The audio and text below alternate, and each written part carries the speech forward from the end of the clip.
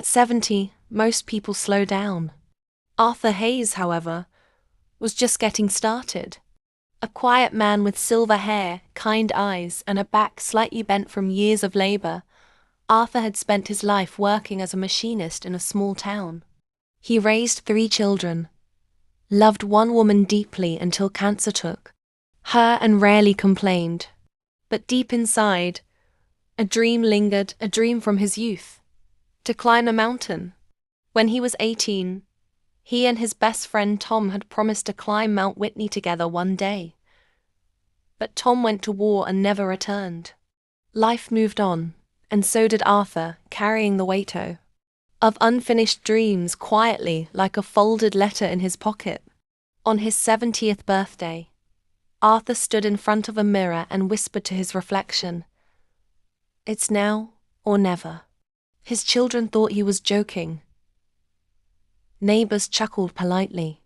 "You'll break your hip," they said. Even his doctor sighed. "Arthur, maybe a nice walk in the park instead?" But Arthur didn't argue. He trained. Every morning before sunrise, he walked laps around the park, slowly increasing distance and speed. He read books on mountain survival. He joined a local hiking group. Most were half his age, but he kept pace. When asked why he was doing it, he simply said, "For a promise."